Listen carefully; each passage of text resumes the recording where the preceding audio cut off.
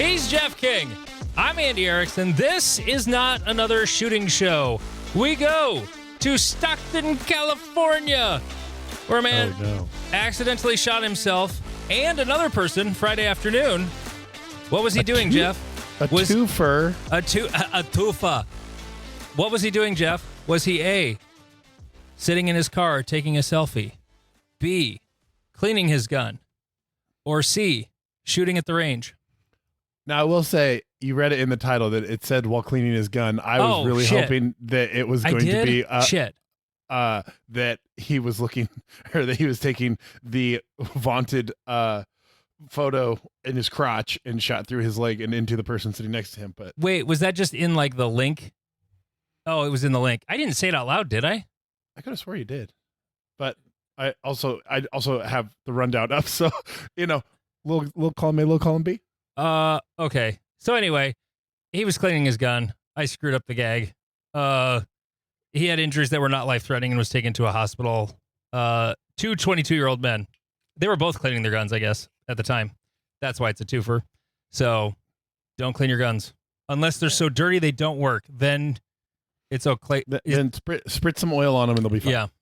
Just hose them down with some oil. We could ask our guest, Robert, did I say accidentally shot himself and then gave a quiz on how he did it? You could have, but honestly, I wasn't paying attention. Okay. Robert Wyatt is our guest this week. He does a podcast too. It's called the PARAcast, but it's not about ghosts. It's about practical. What did the para stand for from Tom's company? The original was Practical Armed Response Academy. Para. That's what it was. PARA. Okay. Yeah. And then people found your podcast looking for ghost shows. Yeah, we still get people like looking for the ghost show. It's like, no, sorry, this one's about guns. We help you become ghosts. Yeah. So we're gonna talk about all kinds of things later on. I'm looking forward to Jeff and Robert's conversation about the Mormon Wars in the I'm excited history for lesson. this. I'm excited for this. I love that segment. It's like seriously become like my most favorite segment. Hearing all these like obscure little backstories of U.S. history and things like that, because it's just like, here's some things that you didn't know that kind of go against your general narrative. Yeah, and it's even better that you like it, and we haven't done it in like a month and a half. So we'll definitely do that this week. Yes, lots was happening. I shot a match. Jeff shot a match. Robert, it's the first weekend of the month. Do you guys shoot at Slipsa? We do now. This was the Steel Challenge match that they do. And so Dakota and I went out and shot. And dude, it's great. It's so much fun to go to take your kids out and shoot with them. I get so excited about that. How old is Dakota? He's 14 this year. He'll be 15 in December. Okay. And so it's little bit older, a little more patient at the snail's pace of a Steel Challenge match. He's very, I mean, he's very deliberate in the things that he does, and he shoots well. He shoots well. He has his little classification back, and he's a C-class shooter as for Steel Challenge. And I'm like, cool, that's awesome. Yep. It's somewhere to grow from. But I think the coolest bit is he's just excited to come out and shoot, and he just takes it as it is. And when he's not shooting, he's running around the range. I actually talked about this tonight. He's running around the range with a can of wasp spray, killing all the wasp nests. Oh. Well, that's handy. My 12-year-old, we shot Cornhusker Steel Challenge, and I will not take him to a major ever again because he got so bored. Which is remarkable because that's a 4-hour match, like if that. Yeah, well, yeah, but there's so much standing around, and when you're only shooting one gun, and it's just murder for him. Like he needs to be stimulated and doing something the whole time.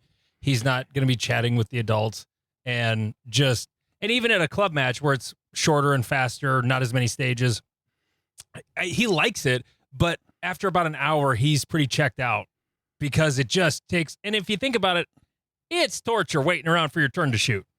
Yeah. Like, especially at Steel Challenge because it's just, we go paint it, we go paint it, we go paint it. Majors are almost worse because I'm going to piss off the staff reset people. As long as you're part of the process, you're kind of still engaged with everything going on. Yeah, and you're so 100% correct about that. Yeah, I like when I go to a major and I'm not taking like I don't have a time where I'm taking the tablet or the timer or like some type of match management, I'm like, what do I do with my hands? And they're like, well, you pace. And I'm like, what's that? I either have a tablet or a timer or I'm shooting. Those are the three things I do here. I have this vision in my head of Jeff standing at a target looking completely irritated with a pacer on his finger. And this is correct. Waiting and just looking around like I go like a petulant 14-year-old girl. I go back to my club office and steal the club paster guns off the wall. You could just do what I did and accidentally pre-paste a target on poor Andy. That was a nice way to meet Andy. That was, first time I ever met Robert. He pasted a target for me when I shit the bed on a stage and ran by a target at Area 3. That was 2021. And it was way better the second time when I changed my order in a way that I did not forget the target. It went much better. Then I deliberately planned that for you. just bribing an area director before he's an area director. Damn it. Oh, God, that was not even on my radar. The funniest we are part pre-bribing. The funniest part was I was completely unaware of it until I turn around. I'm bent about missing this target, and I'm walking back towards where the tablet guy was going to be, and Robert's standing in front of a target, and he goes, "RO," and just has this dejected look on his face, like, I just wrecked Dad's car or something. And he's like, I'm so sorry. I did not mean to, but I pasted this target. I know better, but I just brain farted and pasted it. And he's just like, okay. And this was right around the time there had been some controversy of people somewhere, I think California, they'd been pasting targets intentionally to get buddies reshoots when they shit the bed. And so it was kind of a thing around the same time. That was our Utah State match. Oh, it was? Okay. Happen. Yeah. Because I heard you talking about it later on, but I was like, huh? What? Like this, like I did it one time too, where I just brain farted a major and pasted a target. I'm like, oh shit. Well, and that happens though, right? Because we're so used to where it's like Jeff's saying, like either we're holding the pad or the timer or we're pasting.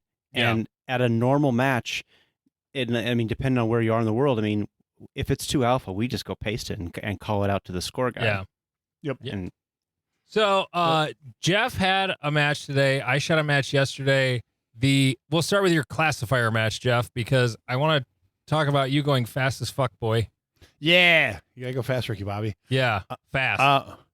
So I was supposed to run an all classifier today. I ended up shooting an all classifier today because someone slept through their alarms, and this is why I should not be a match director anymore. Apparently, because I remember setting 4 alarms, and I woke up at and they're all for Monday. I thought that too, but they were turned off. So I turned them off. It's either reached over, turned them off, or I don't know. But like, I woke up at 7:49, and it takes me 45 minutes to get to my club, and we start shooting at 9. And luckily, it was the all classifier, so I'd given them the list of what they were doing.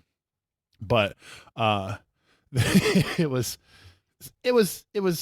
fine because it was the all classifier. This is also the second time in a row that it's happened, because the last time my friend's daughter got married the night before, and I got shwasted. This time I wasn't shwasted. I was drunk, but not shwasted. So I picked all the new classifiers, but I didn't like research anything because what's being prepared? I don't know. So I came to realize I still have old classifier mindset, and it doesn't work on the new classifiers. No, not well. Oh, no. You swung for the fences. Yes.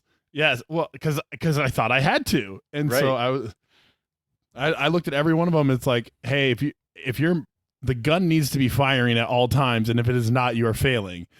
And so, like, that's where my fastest fuckboy run came from. No, it was impressive. Trigger freeze, the 3-3 or the 4-4-4 stage, 2101. Yep. It's one of my favorites. 4 targets.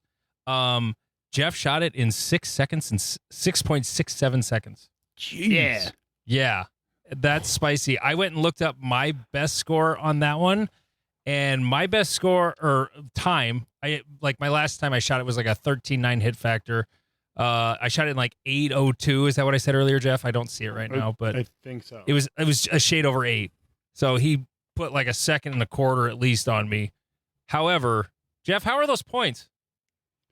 We don't talk about them points. Oh.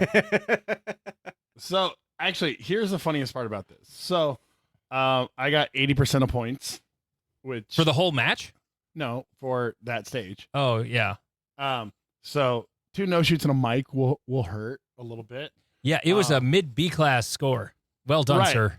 But it was still a 10 hit factor, and I beat 48 other people. So, or no, 38 other people. Well, so, I guess that's something to hang your hat on. Right, and the thing I hang my hat on is that the tablet gave a time is too fast warning. Oh. So nice. And so I truly went fast as fuck. And after I got done shooting, multiple people were like, "Hey, we can't shoot machine guns down here." And I'm like, "Hell yeah, brother!" And I think there's a part of me that was just like, just go fucking fast. And I did what if I was able to hang alphas on every target, it would have been like an 18.5 hit factor. Oh God, like 150% probably. Something like that. Good God. So no, sometimes you just want to go fast. And what's really annoying is that like first stage, I shit the absolute fuck out of the bed. Second stage, my gun shit the bed and gave me a double feed. And I was told by my buddy that I probably DQ'd when I was running, but he can't be sure. And then I watched a video and nope, gun never broke the plane. My third stage wasn't fine. That one I considered a win because it was fun, but it was still. Which one was that? The 2101. Oh yeah. And then the next one was Tim Herron's the short course. Oh, the THS short course, yeah. Yeah. Oh, you had the best score on that stage of the whole match. Yeah, and I had a GM run on it. Nice. So, and then we ended with, looks like Heidi had a damn good run too. Yeah, and then we ended right behind you on time and one Charlie Moore. Yeah. Then we ended with the we have like 4 of them where it's like 2 targets and then there's a couple targets in the middle and then 2 targets on the other side and like the walls are in 2 L's. Well, oh yeah. I picked the steel one because we didn't have any steel in the match. And guess who shot a steel wall post and not the steel target and tried to move on? Oh. No. So that sounds a lot different though. It does, but you still hear a dinging noise and then as you're moving away, your brain goes, that wasn't the right dinging noise. Shit. And you go back. And so, I shot a C class, 2 Bs, 3 Bs, a GM, and something. I don't know. It's a very eclectic set of classifier stages, Jeff. Well Correct. Done, sir. Yes. I have a question for you, Jeff. On that, did you notice with your squad and everything like that, outside of your first run where you like, holy Jesus, that was amazing kind of run, did the rest of the squad adjust to the new classification? So I don't know.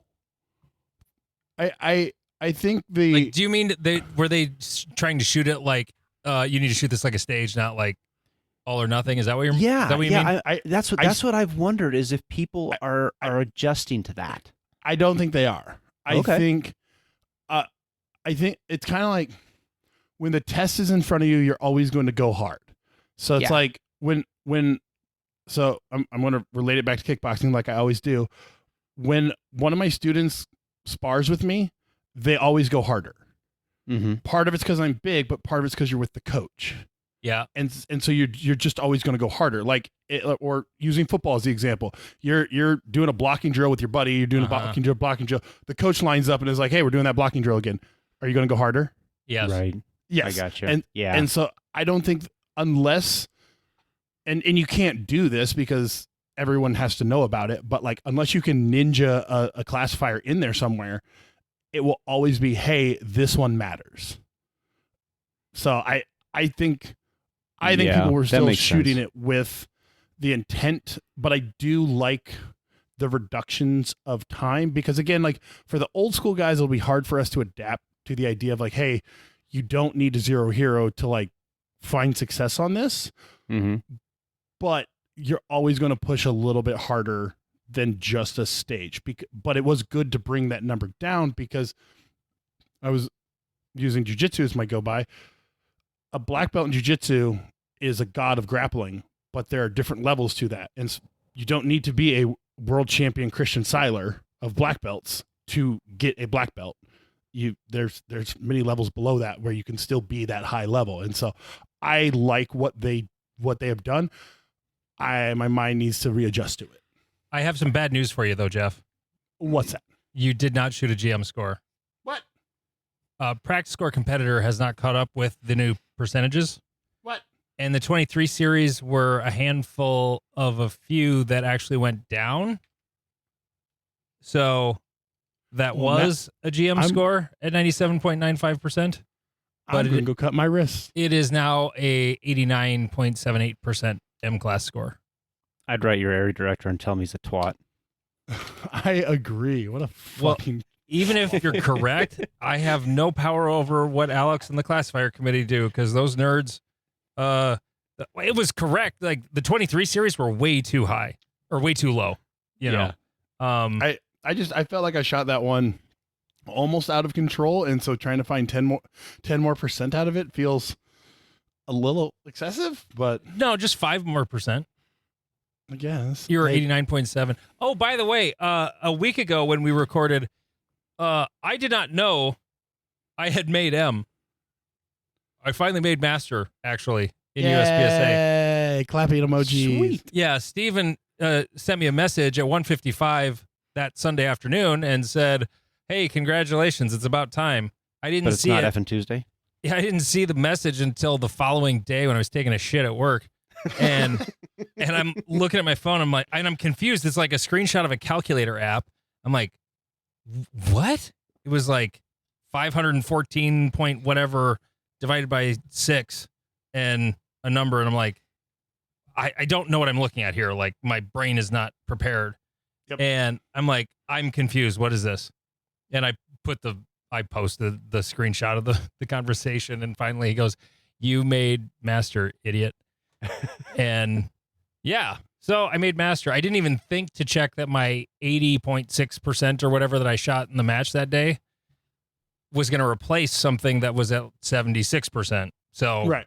That got me over the edge. So I'm no longer the number 1 A-class limited optics shooter in the country. You're the lowest Master. I'm the lowest Master in the country. And at our club match on Thursday, I promptly shot a 74% classifier, so my percentage will be back under 85. But hey, I was already up there once, bitch, so I'm still an M.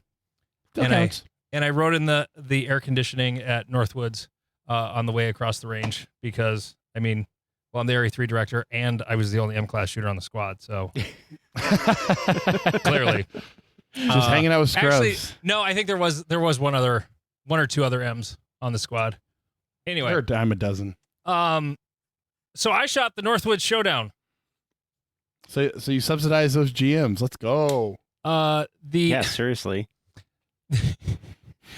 This I find it so funny the amount of butthurt you two have over this concept. The fact that it's like, oh, you're giving money to people who win? Boo! Why should anybody who wins win anything? Fuck that. That's dumb. No one should win anything when they win. We should divvy it out equitably to everyone. It's called communism. It's called communism, exactly. Exactly. I have made it a career telling people that nobody's going to win the Mary Kay pink Cadillac, and by gosh, nobody's winning that dang Cadillac. And like, I don't give a shit. I don't care that they use match fees to do this. Plus, part of it is they're as cheap as you are. But the thing is, though, it's a $130 match. It wasn't. It didn't cost more. It could have been $100 match. But it could have been. But they also did 2 full days of squads. It could have been $100 match. I'm down with what Jeff's saying. Okay, I like the idea of say, look, here's how much the match costs. It's $100. If you want, you can buy in with an extra $10, And if you win, you can buy into that pool, and then you can divvy that up among all you and all the other winners. Right. I am so down with that. I think that's awesome. But then the winnings are like, oh, you win $50, he wins 30, you get 10. Because there's just not going to be that many people buying into that. Correct. Correct. I have no issues with it. Right. You're starting to understand why we see it as not a popular concept. But I don't. I don't care, as it's just a different concept and a different way to put on a match. Like when I talked to Tim after the match yesterday, it's just like, we're just trying new things. We're just trying to look at things from a shooter's perspective. And Tim, Timmy being a high level shooter, he'd like to be able to go to a match and win some cash. And so that's the type of match he chose to put on. And did he hand out the money like right there? No, I don't think so, because there's 2 days of shooting. So I want to talk to him in about 3 days. Why? Because people are going to be up his ass about, hey, did I win? Scott Arnberg.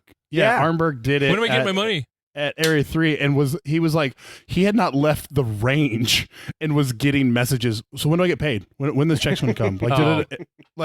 It was so bad that in the interview, I believe he did it with Joel.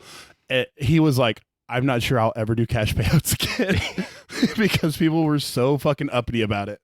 I would, as soon as they're notified as you're a winner, you get the check in the next 3 months.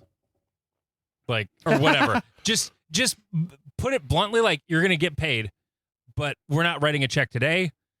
If you're that hard up for the cash, maybe you should be making better life choices than traveling across the country to shoot a match with a cash payout. You know, like, just say, you can expect to receive your check in 60 days or 45 days, whatever window you want to put on it. Right. But just make it clear, this is when you're getting paid. Right. And it's just one of those things, again, phrasing in a different way.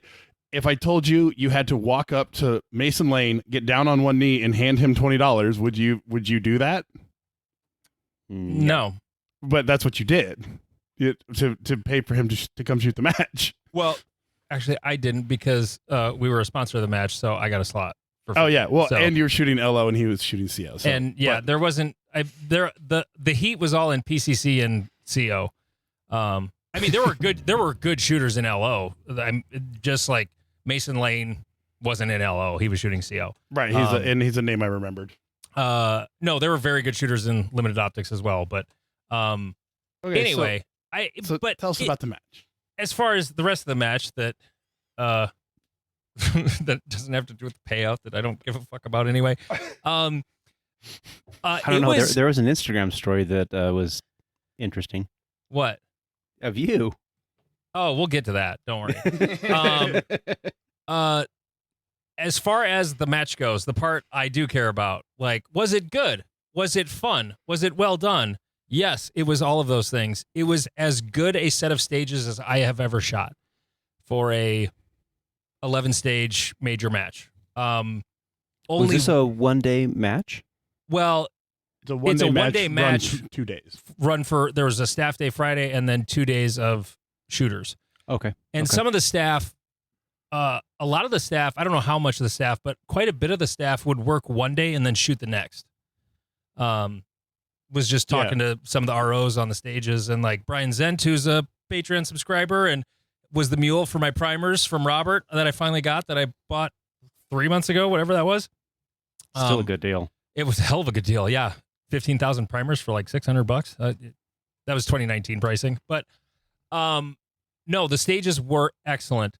There were stages that would hurt your feelings if you didn't execute. And one of the stages that did that was, it was stage 6. It was designed by Max Leograndis, and it wasn't, the stage concept itself was not all that hard, but there was a swinger on that stage, and that swinger was fast as fuck boy.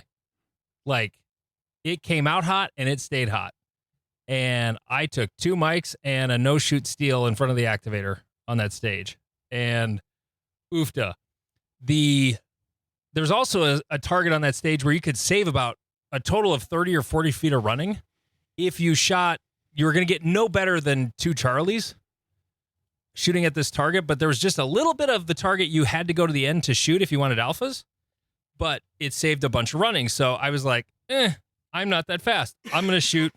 Actually, I put 3 deltas from about an inch and a half away from each other on that target and saved a bunch of running. But then I shot Mike's on the swinger and it didn't work out. So the rest of that stage, I shot great. I had as high as a number 8 finish on a stage and as low as a 42 out of 79, I think there was in limited optics. I'd have to go back because I loaded up the ENPS match. But no, the stages were absolutely fantastic. They were all fun. They were all interesting. I know options gets talked about like it's a big deal, but several of the stages, you're just like, shit, I don't even know where to go. I don't know where to start and then you just you start with one concept and then you watch someone else do something. We were walking stages Friday night. Me and Joe from my club were walking with the Omaha folks, Owen and Heidi and Kara and RJ. And they were, Owen was walking up to a location I was planning on skipping. I'm like, what are you doing? That's not the way to do it. And then I walked over. I'm like, what is he looking at? And I look at it. Oh, there is a better way over here. You know, there were just so many options. You couldn't make up your mind quickly. Kind of like a memory stage, but it wasn't like you couldn't get a plan for it, but it would take longer to find probably the right or correct plan.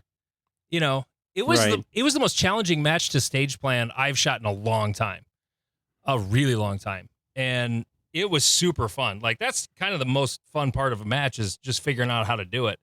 And yeah, that part of it was absolutely excellent. Tim thinks of everything.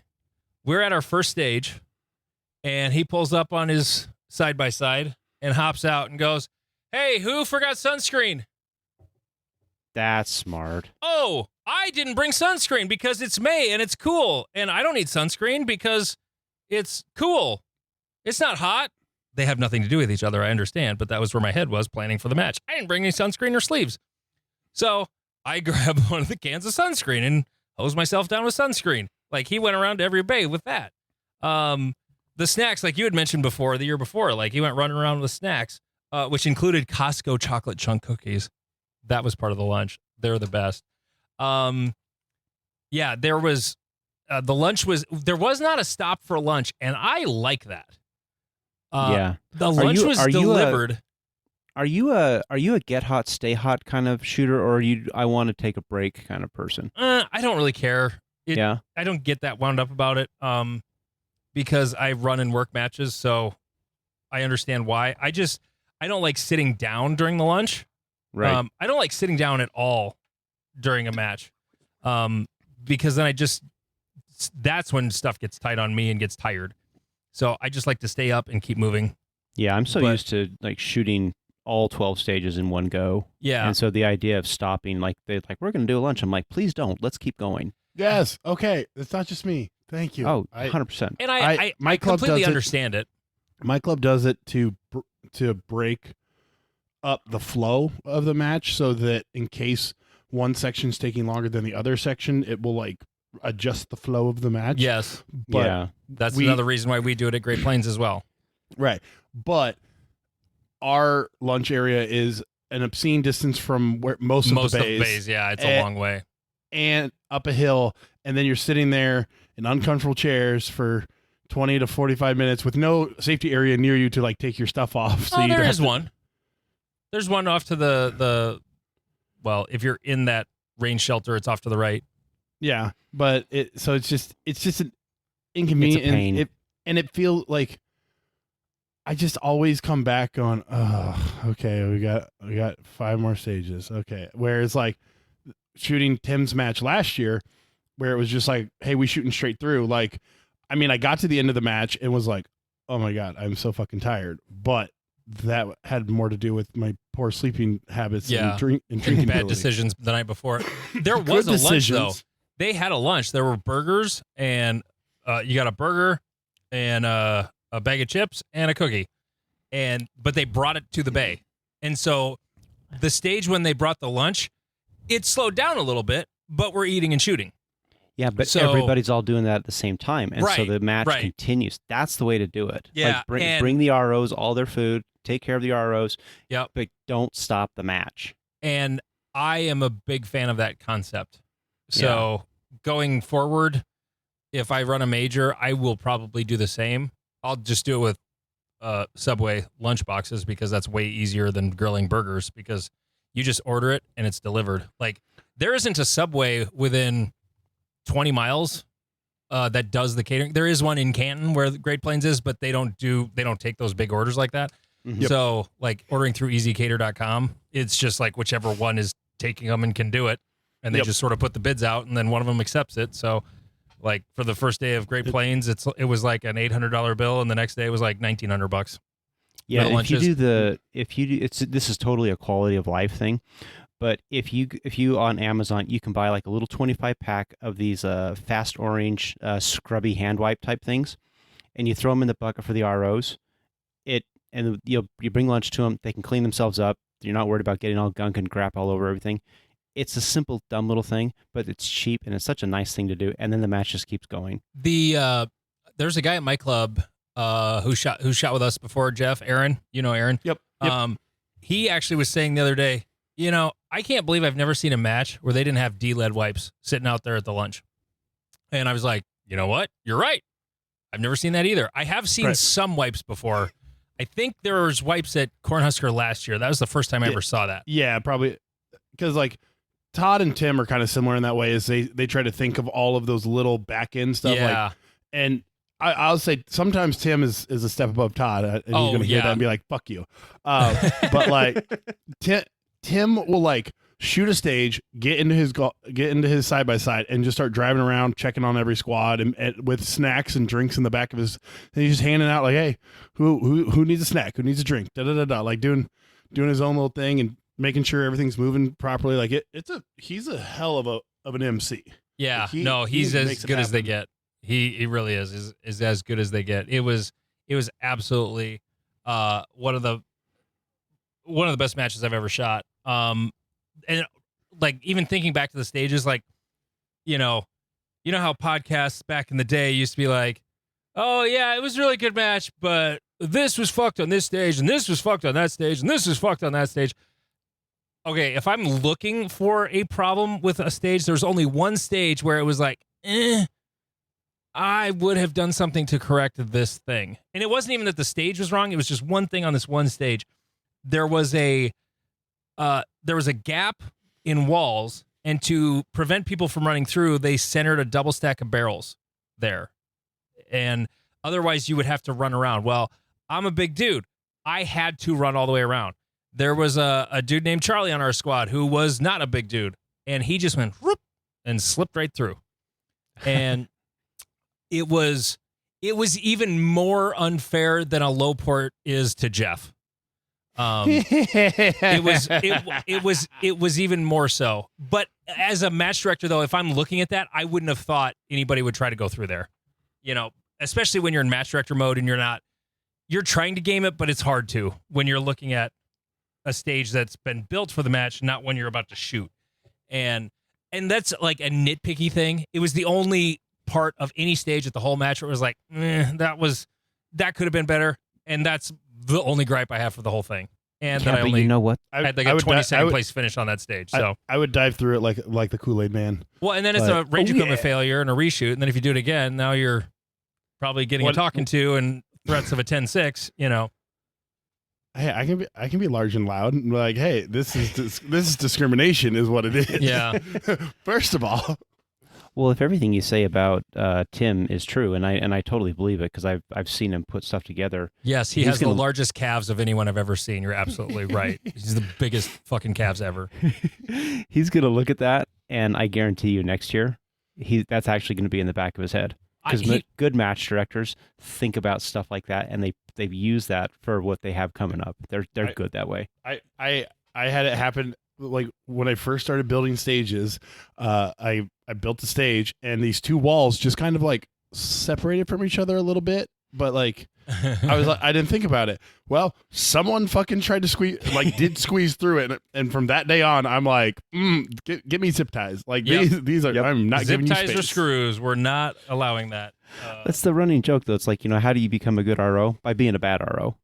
Yes, it's just experience. It really is. That's people.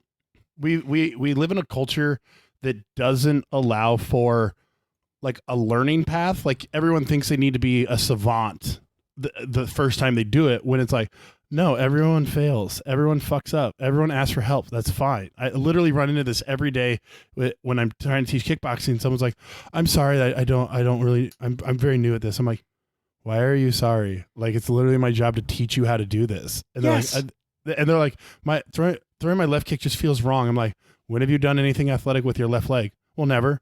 So why would it? So you're doing a new task with something that's never done a task before. Why would it feel normal? Right. Yeah. Yeah. And there's just this part of our culture that doesn't allow for this learning. And they're like, how do I get better at this? Do it. Mm-hmm. But like, what specifically? Do it.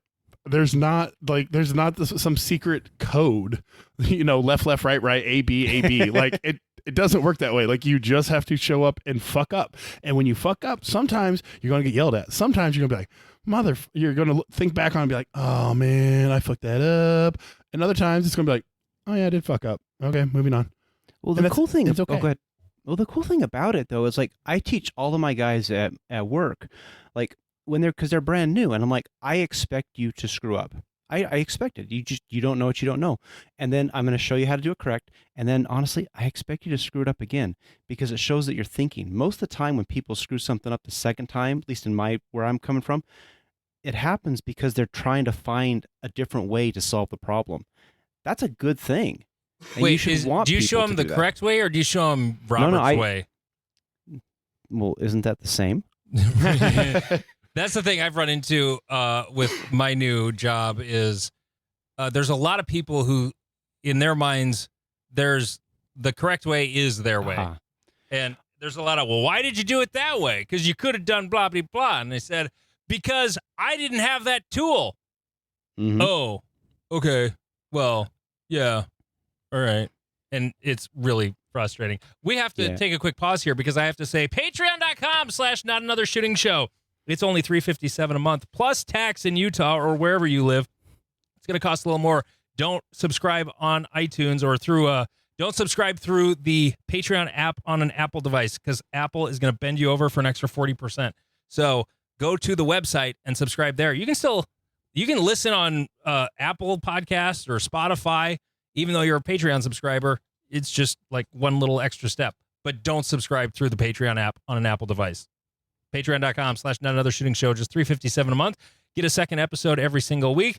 Our Reddit is on fire in about the last 24 hours. r/NASS, NASS, MW Activewear, the finest jerseys you can get for your match. Registration for Area 3 is now under 100 slots remaining. Robert signed up this week. Whether he flies or drives is the question. I say drive with your bride and go see Mount Rushmore. That's actually exactly what we're gonna do. Nice. So I talked to Andrea about it, and we're actually gonna come out like Sunday or Monday, and we're basically you're gonna take a week or so. Yeah. Nice. Yeah. She's then like, you'll have plenty of time.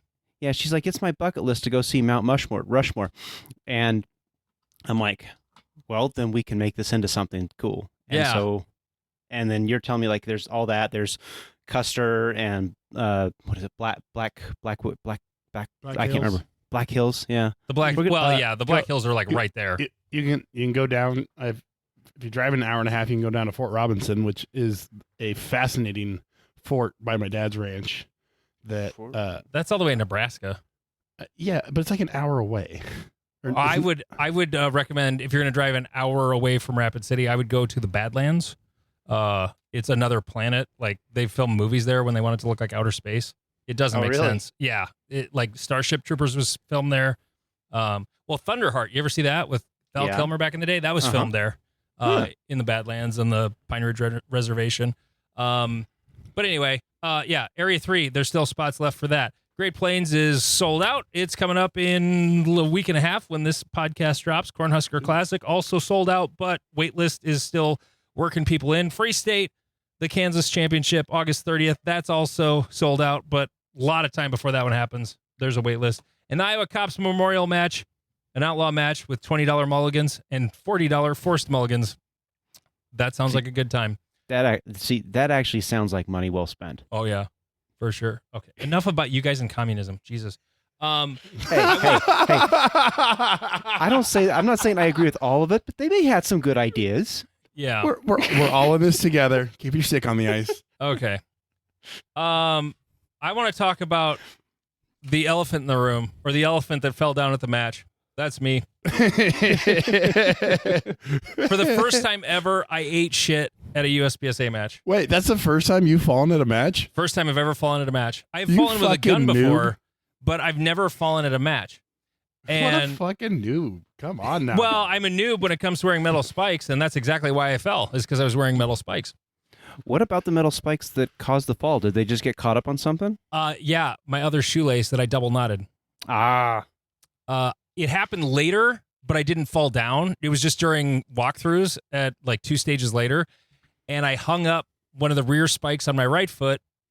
One of the loops, or the rabbit ear on my left foot, was kind of big, and it was double knotted. So when the spike hooked on it, it just didn't give. So I'm not going to double knot those anymore. You could just shove the loops down through all the other lacing, or and I could then it do wouldn't that. be an issue. Right. No, that's the other thing I could do. But yeah, as far as the spikes go, love it. Absolutely loved it. You feel like you have a lot of purchase, don't you? Holy shit. It's amazing. I liked it better at my club where the gravel was softer, so it was really advantageous. Some of the bays, the older bays at Forest Lake, it was fine. There's so much law enforcement training that goes on out there. There's 223 brass all over that range, like everywhere. And so like some ranges have like, quarter-sized rocks, and their newer bays have that, like crushed concrete in those bays. It was a little wonky on the bigger rock, but the rest of them, it was fine, except for the 223 cases kind of made it like that in a way. I love the metal cleats. However, they caused me to fall down. And I went down. It was sort of going around the front of the shooting area and then needing to retreat back. So I was taking a couple steps back, and I only had 2 targets left in the stage to shoot. One a hard right, and then one kind of straight ahead that was not accessible from the other side of that wall. And before I even started getting the gun up for the right target, my foot hooked, and when you're going to fall down. Like, your brain's just like, nope, we're going down. Timber. And down I went. Gun went up just as it should.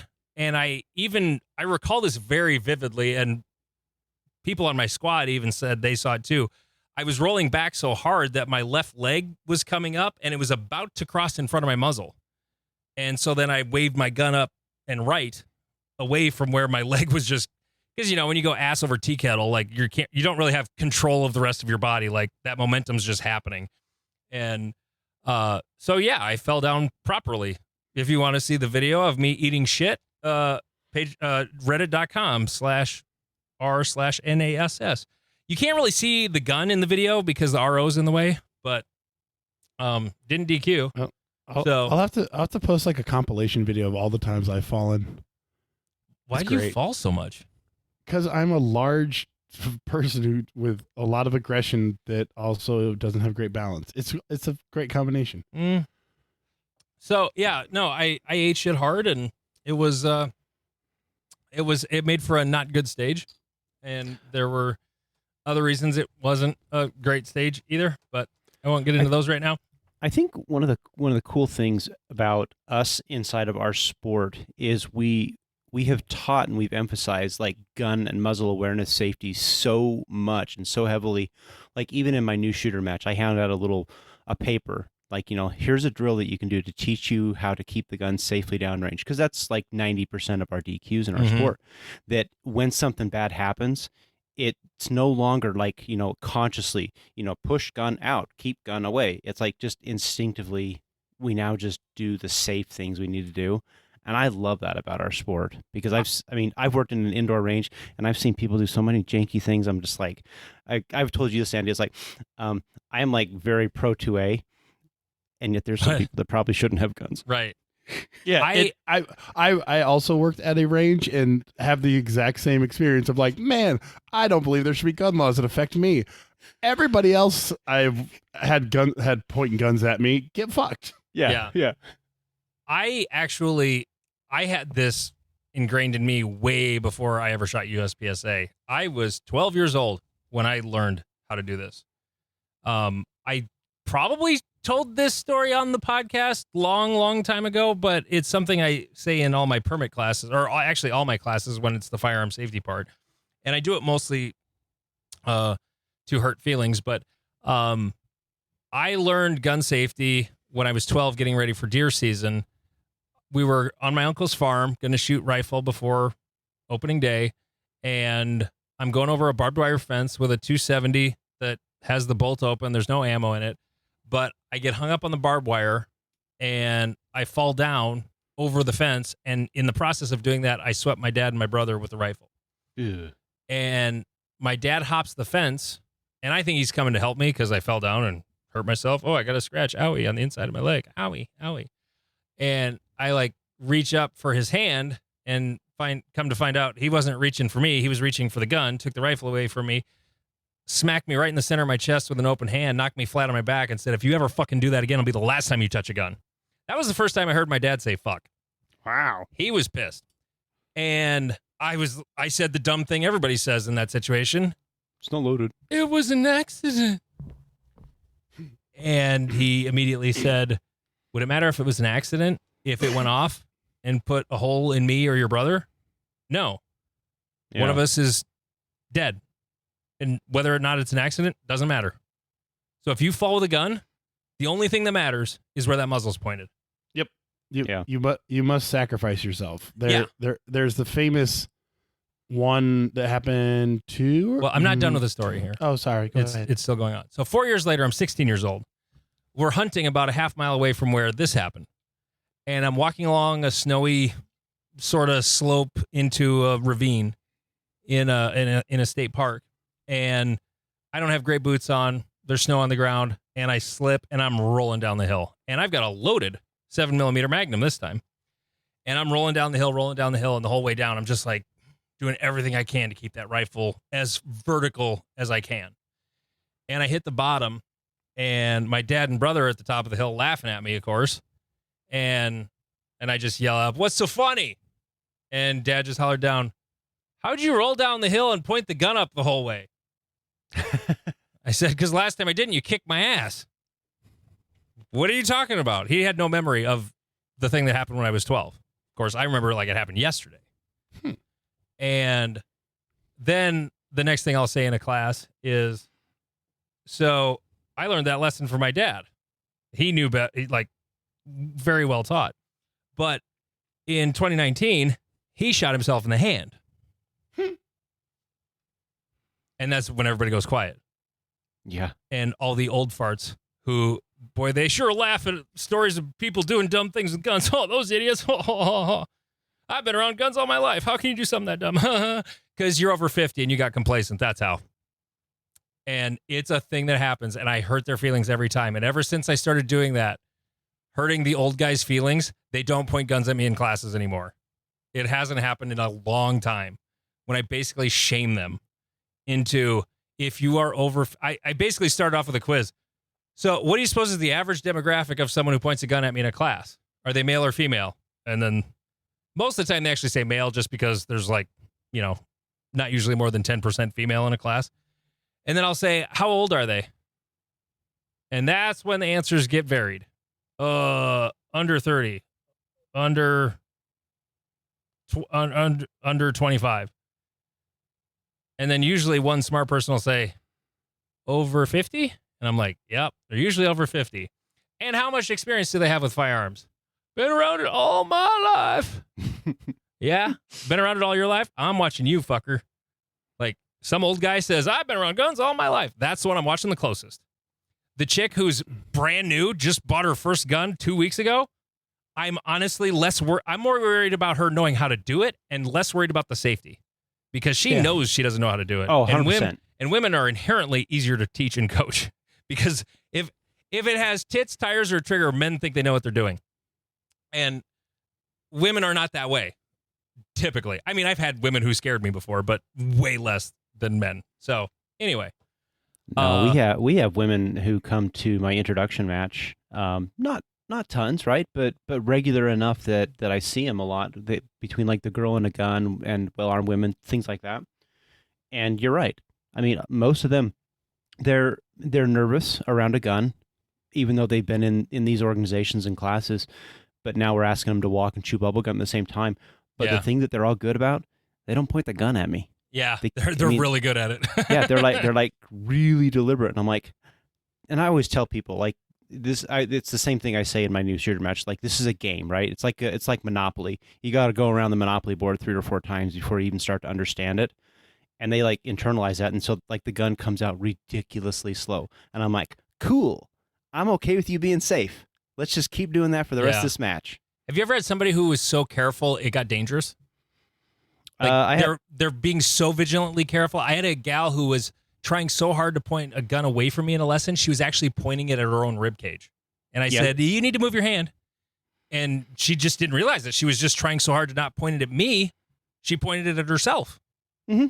Yeah, that happens. They've never pointed it at themselves. I mean, thankfully, but people, they'll do the funny thing. Well, they'll turn their body downrange to try and keep the gun, like when they're holstering it, so that like, because if the gun's more pointed downrange, it's safe, even though it's parallel to the 180, stuff like that. Yeah, and that's okay, because they're trying to be safe, and they're doing things very deliberately, and more importantly, I can take them off to the side afterwards and be like, hey, here's how to do the same thing, and this is just effective, and it works, and it's safe. And every time, people they're so cool about it, because they're there, they want to learn and have a good time. And how you treat people in that new environment, this is like Robert's opinion, like it's strictly my opinion, but how you treat a person when they're brand new determines, it's such a huge factor in whether they come back again. Alex Acosta, when we were down in Florida, was telling me about at his club, if a newer shooter, I don't know what the criteria was, but if a newer shooter DQs, they give him their next match free.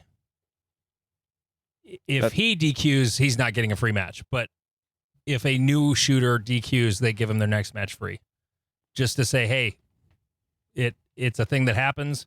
You know, if they're unsafe and dangerous, like, they're not giving them free matches. But right. You know, when it's just like the new guy, you know, they broke the 180, they didn't, you know, it's a new thing. But I thought that was a fantastic idea to keep, because if it's such a negative experience getting DQ'd, especially if you're new, like you've just basically said, we have rejected you because you are unsafe, is sort of, no matter how you try to sugarcoat it, is the message you're sending. Yeah, no, it's absolutely true. There's a lot of conversations in all of our clubs that there's this. And we have to tell the people, you have to get over it, but they have this idea that if we DQ somebody, they'll never come back again. And while that may be true, you're right. How you handle that, what is probably one of the worst days in their shooting lives, I mean, how you handle that determines whether a lot of them will come back. Because at the end of the day, we want everybody to come back. It's... most people, I should say. Some people are kind of... Sometimes I'm fine with them not coming back. Jeff, what were you going to say before I made you shut up? Oh, I was going to bring up the open shooter that fired a round through 2 squads. The guy that got banned from the sport? Yeah. Yeah. Oh, I was also going to ask about that, because as someone who has fallen multiple times, the first thing that happens is my mind goes, where gun? Not how am I falling? My mind's blank. It's just... I'm falling, gun's already out there. Like, to me, gun out is subconscious. I don't even have to think about it. I guess I think about it just to make sure, but like I've talked to multiple people who have fallen and have fallen safely, and they're like, "Oh yeah, no, you abandon all self-preservation." Yeah, and you just go gun in good direction, end of equation, and then it's just one of the things my dad said when I fell that I left out of the story was, I don't care what you hit or what happens to your body. If you get knocked unconscious, then you're allowed to not worry about the gun anymore because you're unconscious. You can't worry about it. But like, until you're unconscious or dead, like, you're pointing the gun in the safest possible direction if you fall. And yeah, that it just needs to be that way. And ever since that day, like, a lot of people don't learn how serious firearm safety is until someone yells at them. Correct. Right. Because you can tell somebody and they intellectually understand, the 4 rules of gun safety, and all that. But they don't truly understand it until they've either practically applied all of that through lots of repetition or someone screamed at them. A lot of people get that when they're in the military. And I found out from a guy that works at a local gun shop who just got out of the Army after his whatever run. They'll still hit you if you fuck up on a range and point a gun in the wrong direction. I didn't think that was probably still a thing, but he's like, no, you point a gun the wrong way, they'll hit you. Yeah, 100%. They'll full body tackle you. Yeah. A drill sergeant goes in my gym and he's like, oh yeah, if you see them starting to turn, you're allowed to like linebacker tackle them to ensure the safety of everyone around you. Yeah. Okay, so I fell down. The videos, I mean, it's also funny, but that's on our Reddit page and my Instagram if you want to go find that. Okay. So Jeff, we already hit not being a match director. The death of a club. Yeah, so I believe it was Bruce. Someone messaged me, and so I shoot this match out in Alliance, Nebraska every June. I wasn't going to be able to shoot this year anyways because of timing and Cornhusker Classic, whatever. But a few weeks ago, I mentioned that, and you had said, "Hey, that club didn't renew," and I was like, "Oh man, that sucks." Well, they let me know one of the I've kind of figured out he isn't the match director, but he was the guy that did everything. Like he was the engine that made everything go. Yeah, he built the stages. He was making sure like everything was running, and he'd been in the sport for decades. I know him as Stu. I can't even remember his last name, but like I remember seeing Stu. I'd see him out west. I'd see him at Area 3. I'd see him at Great Plains or Cornhusker. But he ended up, I found out he passed away, and it's crazy how like he got some aggressive form of pancreatic cancer or something along those lines, and it hit kind of quickly. And it's crazy how quickly key people in activities, that loss of them is the death of that activity. And like how much, like when I saw that, I was like, oh man, that sucks. Like it kind of hit me for a second that I was like, like it's not someone that I texted or messaged on a regular basis, but like I knew when I went to the Alliance match, I was going to see Stu. Like he was the local heat out there. I think he was like B class or A class or something like that. And so like super small club, like how many people would be in a match? Oh shit. There was 12 maybe. Like it was a big match when there were 2 squads, and the second squad was the South Dakota and the Wyoming boys coming over to support the match. And so like whenever I came out, they were always happy because a new face. Like they're like, oh, so someone else. And being a class or master class shooter, whenever I was going out there, like, oh cool, I can compare myself to someone better than the local B class heat. Yeah. And so but it's one of those sad kind of things that we have to remember, that's like for those people who aren't actively part of their club's infrastructure, figure out a way you can be helpful. Because I literally talked to some guys today because they're like, man, we don't do this match, we don't do this match, we don't do this match. And I go, because no one wants to run them. If you want to run them, we'll put them on the schedule tomorrow. Yeah. It's not it doesn't take that long. Like if you are willing to do it, and we'll help you do it. That's the funniest part. Yeah. We'll gladly help you with it. We just don't want to be in charge of it. That's that's happened a number of times in my club where somebody proposed doing a sport and they think it's like up to the club to run. It's like, no, you're a member. You can run it. Like, cool. You take that ball and run with it. I remember you telling give us a schedule you want to do, and we'll make it happen. I remember you telling the story about the 2 guys that came up and be like, you guys should run multi-gun. And you're like, cool, sounds great. When do you want to run it? And they're like, no, we want you to do it. Well, it wasn't that they wanted us. They just didn't realize it would. Oh, like they wanted it to happen, not realizing it wasn't so much they wanted someone else to do it. It was more so they didn't realize they could just do it. And that's a thing at our clubs locally where I feel like a lot of the people running the matches are feeling burnt out. And I know pretty much everybody who shoots locally with me is going to hear this, and some of them are probably going to disagree with this, but I think we as club leaders have not done a good job of empowering the newer people to do the things. Correct. To design and build the stages and sort of take ownership and leadership of aspects of the club. I don't care who you are. I even said this at a club match last Sunday. My 9-year-old designed a stage.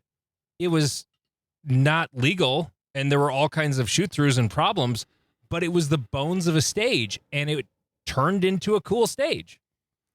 And it's not like the basic idea of a stage. Sometimes it's just like, God, I just need an idea, just a framework, and then we can fix it from there on the ground at the match, the day of the match. But it's like, this is not rocket science. You don't need a certification or a bunch of experience or need to be like A class before you can do it. Like, there's some great C class stage designers, like phenomenal. Like Bruce's dad I was talking about. I mean, his are either amazing or dog shit, but he's not an M class shooter, but he's capable of some damn good stages. And I'm happy to get those emails from him. And that's one thing people have to, again, going back to that, people think they need to be a savant at something to do it. Go think about music. How many hits does a band actually have? Oh yeah, what, 1, 3, 5, maybe? Unless it's Taylor Swift, of course. Of course, we don't. Hey, we don't shit on T Swift. Oh, I love Taylor Swift. I'm a T Swift. I like T Swift. I'll beat a motherfucker's ass at T Swift. But you got to remember, like Metallica and Iron Maiden and all these bands put out dozens or hundreds of songs for you to remember. 4, 5. Oh, Metallica's maybe? got way more than 4, but I get what you're saying. Yeah, and so you're talking more about Train than Metallica, right? Or, basically a 3-hit one, a Skid Row. Skid Row had like 3 hits. Right. So what that equates to is like, yeah, maybe not every stage is the fucking knock it out of the park, but it's a stage on the ground that we got to shoot. Yeah. And if anyone bitches, tell them, hey, cool, you signed up for this bay next month. Cool. I look forward to shooting your stage, because that's how this has to work. Is that you are 100% correct that like my club, we try to encourage the next level and the next generation, but it's also like the backbone. It will still always be the kind of that older generations. Just I don't know if it was like there's a generational gap that I think that's part of it.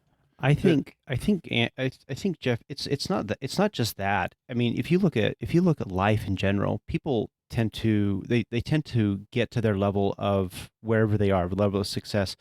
And for a lot of people, I see this when all my new guys, I tell them the same thing every single time. My single biggest goal is for you to replace me, because if you replace me, I can go do something else. Right. And what the problem is that for a lot of people, they think that, well, if you replace me, then I'm going to get fired. Well, no, it's going to allow you to go do better things. And the beauty of doing that is that the organization is always growing. If you're not training your replacement, then eventually when you become that stew person and you pass away, there's nobody left. Yeah.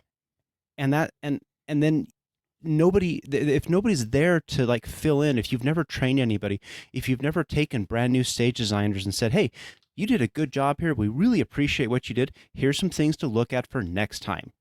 And if you keep bringing them along and teaching them and just getting them more and more involved, they'll stick around. And you don't even have to do that. Just as long as they're there while you're putting it on the ground and kind of fixing it, like that's all, like they'll figure 100%. it out. You don't even have to like coach them. Just like make sure they're there when the stage is getting built.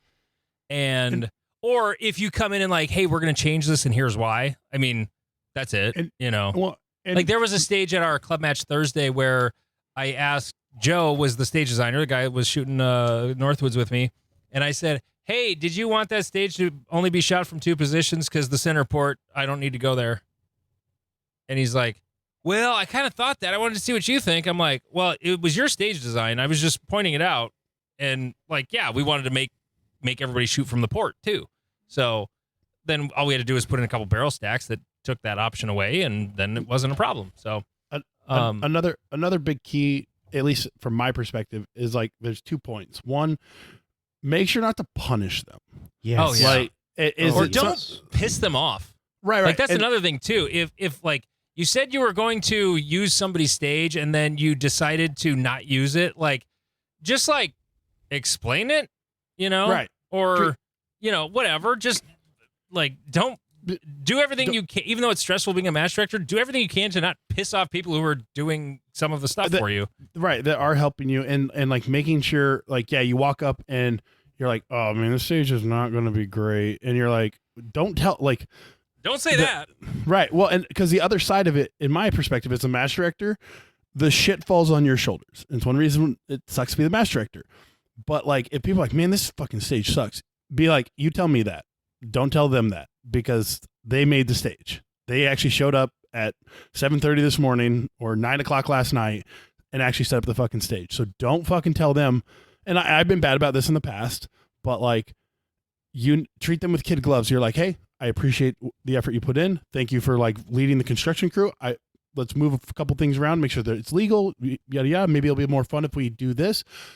Or what I do is after they've left, I'll then kind of move some stuff around subtly so that it's a better stage. Yeah. But like, it's your job again to guide them through the system or guide them through the steps without it being this just like punishing, like, okay, like I put up a stage on Bay 4 and everyone came up to me and told me how much it sucked, and like, man, It's like, it's happened. Like I've been that guy that's like, man, this fucking stage sucks. Who built it? Me. I'm like, oh, fuck. And you're like, yeah. Yeah. Then you're like, oh shit, I'm sorry.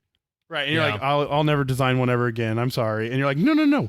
That's the opposite. Like, hey, this stage, it could have been better if we did this, or, if we put 2 more of those out there, cool. This could have been more fun. Like trying to sometimes you just let the stage exist, and you let the people go through, and they'll gamify it, and they'll burn it down, and the stage designer is going to look at it and be like, well, crap, I didn't intend that, but they learn a really good lesson, and they come back and like, guess what I'm going to do next time? I'm going to solve that.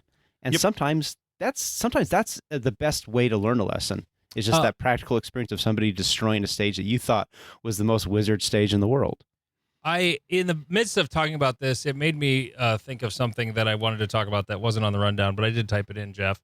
And it does require me to put on my area director hat here a little bit. And that is this. Quit fucking cheating. All you dumb shits who jump into a tablet and change your score, or you're a match director and you're jumping into a tablet the day after the match and you're changing your score, fucking quit it. Wait, we can see it. What? Stop it. Knock it off. Now that the new classifier system has changed and they all count, quit deleting your member number out of the match. That's a thing still? That's a thing. People will do that. Or if there's a classifier, they're just skipping the classifier. They're like going to the parking lot and having a smoke and not shooting the stage, and they take a DNF for the stage. You fucking bitch boys. Wow. I know. I should be allowed to hit you. Like, Jesus Christ. That's it is not cool. that is not that big of a fucking deal. Like, oh my God, I shot a fucking C-class classifier today, and apparently now it fucking counts. Like, oh no, whatever will I do with myself? And here's the thing. Damn it, don't you know there's $100 on this match? The winner's going to get $100. Right. God, you bastards. Hey, so I can drop my classification down to C class, and then I can be the high C class winner, because let's go. Let's go. It is amazing. Brother. I'm trying to think back to how many people we have kicked out of the sport this year so far. I want to say it's 3 or 4. We got to pump those numbers up. And don't worry, we're working on it. I'm a rookie number. The discipline committee is busy. We have 4 Purge people. the heretics. We have 4 people on the committee who do the investigating. Ben and I don't do the investigating. We just sort of direct traffic, and they're all busy with something right now. Now that makes me so sad, though. Not all of them are cheating, though. Some of them are just sort of behavioral things, but there's also the tablet cheaters. Like, I don't get it. It never once ever occurred to me to go in and change my score in a tablet after the fact. Right? There is a score log, whether they turn on logging or not. Like, there's a log of changes, and it's not easy to find them, but it's not hard either. Practice Score Competitor, if someone does something sketchy, you can, like, every time you change a score, like, one of the options for a score on a stage is score history. So if you're looking in Practice Score Competitor, and, like, I'm looking at Jeff's hijinks stage today, and there's a scores history option. Now, because Jeff's not a shithead and grabbed the tablet and tried to change his time or his hits, there is no change history. It's just the one score that was put in. That's it. There's only one. And now there's actually a website. I don't think it's public, and I'm not going to say what it is, or a page on the Practice Score website where we can look at, like, the last, it's like, how many scores were changed more than 5 minutes after. And, like, when I looked myself up in the last 10 years, there's like 5 or 4. So it was a very small number, and it was all reshoots, or it was a tablet problem, or wrong shooter was entered. It was like, it was honest mistakes that were done. It wasn't that my time suddenly dropped 4 seconds and all the points stayed the same. Or all those deltas and charlies turned into alphas, and that's the kind of stupid shit we see. Like, that's what it'll be. Like, they'll turn 22 into 12 or something like that. I just, like, that thought pattern has never crossed my mind of, like, I got that score. That is my score. It is entered into the tablet. Equation done. Because, again, you're cheating to not even win a cheap plastic trophy from a novelty shop. Like, you're cheating for, like, internet points, or to jerk off that you're an instructor. The Great Plains trophies are aluminum signs from signs.com. Hell yeah, brother. But they look good. I just got them shipped on Friday. I just heard the Utah State ones are going to be Daisy Red Ryder BB guns. Let's go. Oh, wow. Are they going to be laser engraved? God, you guys have mad money out there. Jesus. Oh, we have more money than we need. We don't have West Coast money, but I mean, swimming. Have you heard about the Mormon Church? We're going to be talking about it later. Oh, I may have tangentially heard about that place. They may or may not have $100 billion war chest just sitting. Like, good. Okay, we're already there. Let's just for those of you who don't know, if you've ever listened to PARAcast, you probably know, but Robert is a Mormon living in the Salt Lake City area. And I didn't know this until I did my old podcast with Robert a couple of years ago, that Mormons are preppers. Yeah. And I had no idea. Like, it's the reason you got into ham radio. It's part of the reason you're big into firearms. You guys can a lot of food too, don't you? We have a bit, yeah. Yeah. Not tons, not canning, but that is culturally a big thing for sure. Yeah. And you have like 200,000 primers in your house, something like that? Not 200,000. I added them up a few weeks ago again, and I was up to 120. Okay. Jesus Christ. I just got 15,000 primers, and now I have 16,000 primers. Well, yeah, but when the dude was selling them that cheap. Well, yeah. I was going to buy 5,000 because I was going to buy them from like a distributor, because I have a sales tax license, so I can buy stuff from a distributor. Right. And so I'm getting it, cheaper than I can buy it at Shields, but not a hell of a lot cheaper. And then, you messaged about that or posted it. I think you sent me a text, and I was like, oh, yeah. And I was just going to get 5,000. I'm like, wait a minute. What's the price? I'll get 10. No, I'll get 15,000. Yeah, I'll get 15,000 primers. Yeah. But if you think about it, I mean, and I've talked about this a lot. I mean, like, I love this game, and this obviously it goes back to that preparedness idea. But I love this game. I have the means and the wherewithal to do it. So if I can, and I've always said, if I have 100,000 primers, that will survive one bad presidency, 4 bad years. Now, disregard the politics of it, but that was the rationale that I used. And so I was like, okay, if I shoot 25,000 rounds a year, and that's a lot. That's how many rounds I would need to how many of each component I have. Oh, okay, and so yeah. I just slowly started piling up. If I went to the store to buy bullets, I'd buy 2.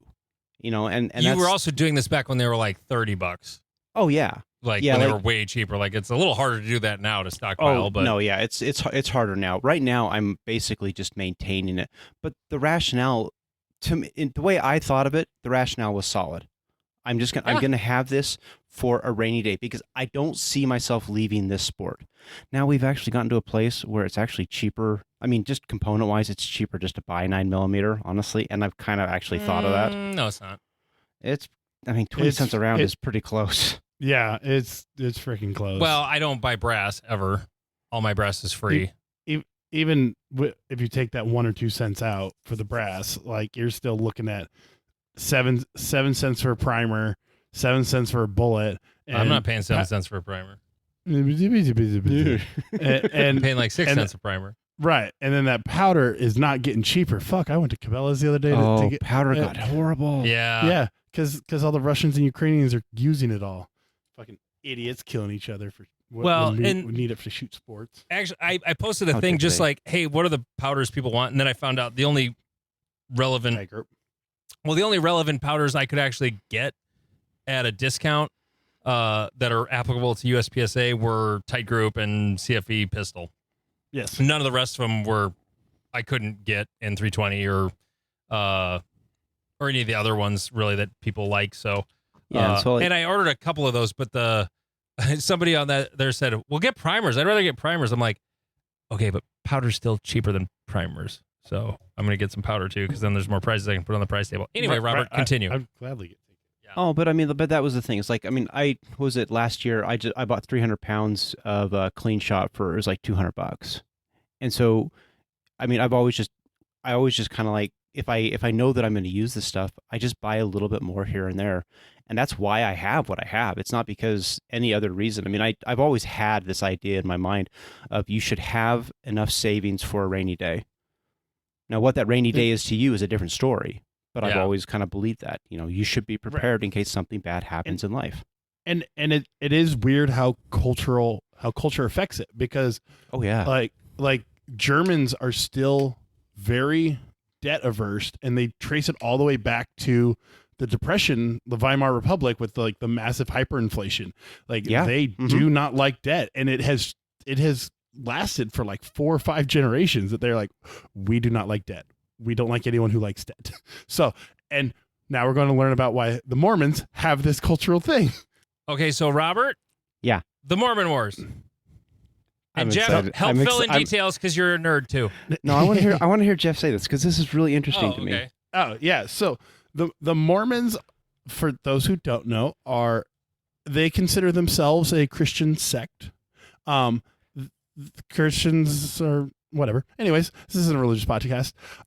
So they started in the early mid 1800s in Missouri, and they got driven out of there by violence.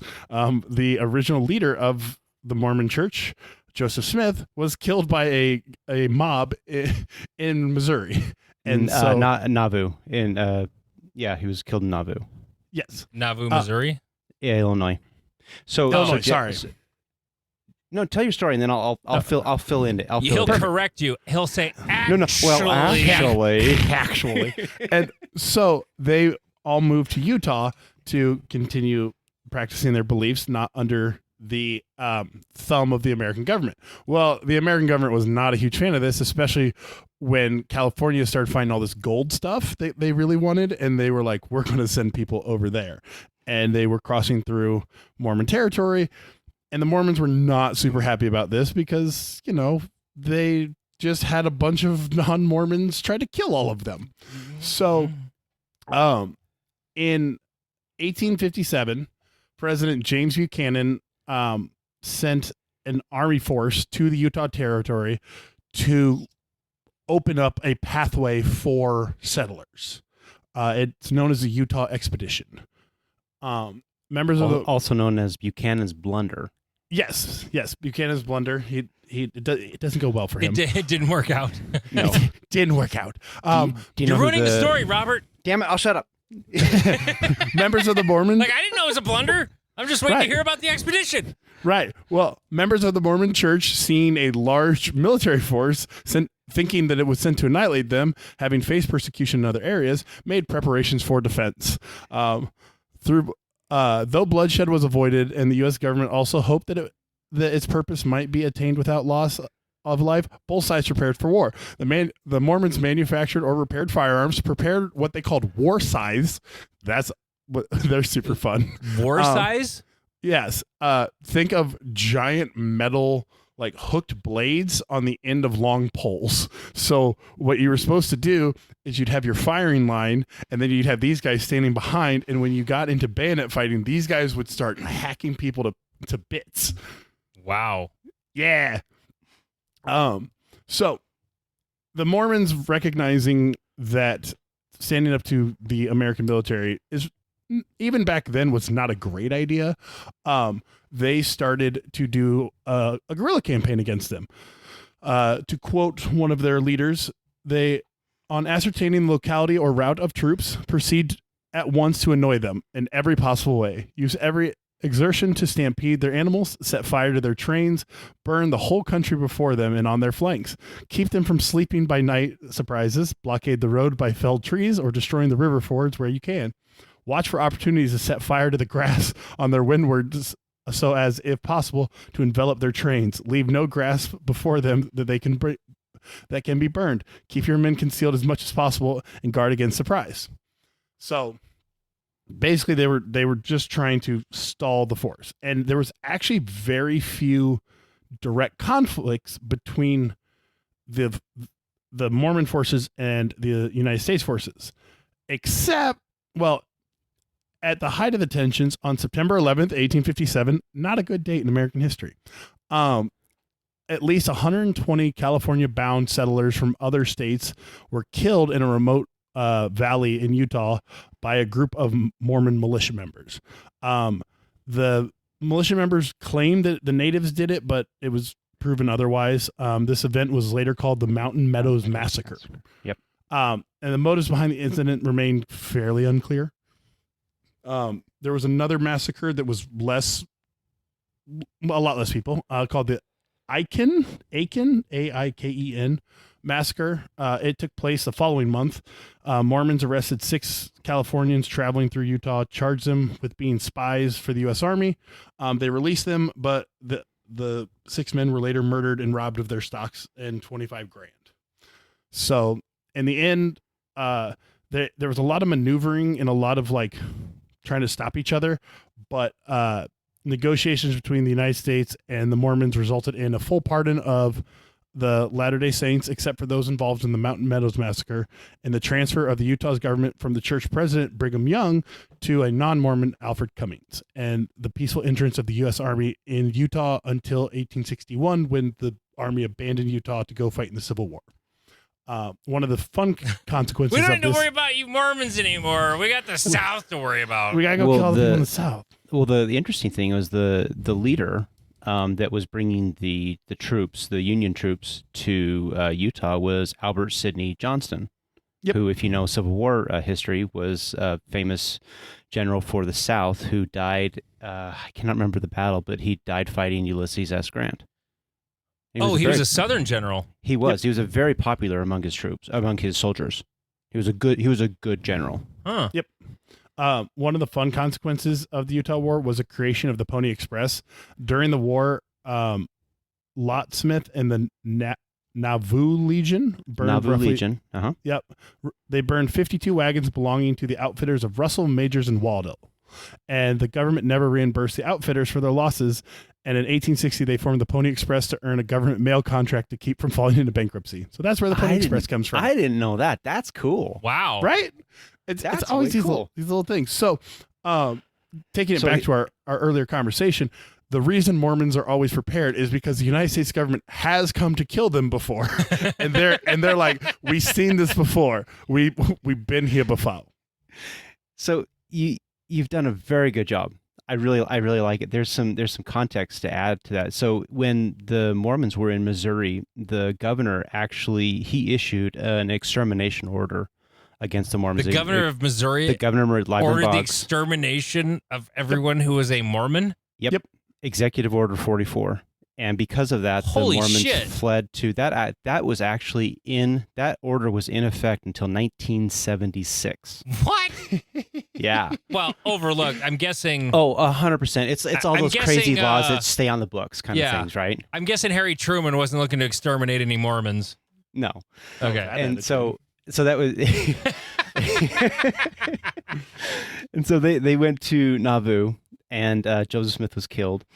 And then they obviously came to Utah. When they came to Utah, the thing about, so there was this, I can never remember exactly what it's called, but it's basically when a religious leader is also the government leader, like a theocracy. Yeah. It was that kind of a government with Brigham Young being the governor. And there was some people that didn't like that, and so they sent this word to Buchanan saying that these Mormons are under revolt, and so Buchanan's like, cool, let's send them all out there. And the Mormons reformed the Nauvoo Legion, and the whole point of it was like, go out there and basically harass them, but do not kill anybody. That like we don't want that. And so they did just that. They owned Fort Bridger in Wyoming, and they burned it to the ground, which really didn't make the Union Army happy, because they had to basically spend the winter freezing their butts off in Wyoming, which if you've been to Wyoming, that sucks. Oh yeah, and miserable. Yeah, and so it's such an interesting point in U.S. history, because I looked this up, and I haven't been able to find anything that's actually contradicted it, but I believe it's the only time in United States history that you've actually had the government declare an actual extermination order on a religious group. There's a lot of other like things, but like, wow. I do believe you're right. The only ones that might be close to it are some of kind of the Indian, like the ghost dance people, but the only specific, especially kind of Western from within America, that they're the only ones that America is like, we want to exterminate your religion specifically. Yeah, it's kind of it's crazy. And when the Union Army actually got close to Utah, by then there was a guy named Kane, who he was kind of an on again off again friend of the Mormons. He was able to actually not go. He didn't come across overland. He actually went south through the over ship route kind of thing, came up through California, and he was able to go talk to the Union Army and be like, dude, these guys aren't actually in revolt or nothing like that. And if you come into the valley, just know that the Mormons, I think there was like 30,000 people in the valley at the time. They basically sent all the women and children south, a county south, to what's called Utah County, and the men stood there in the middle of Salt Lake. They actually buried their temple that was under construction. They turned it into like a garden, basically. But they filled their houses with straw, and they were going to do what they called the Sebastopol Plan, which was basically they were going to burn the entire city to the ground. And that's they flat out said, we'll burn this place to the ground because we're not going to deal with this anymore. And that's what they did.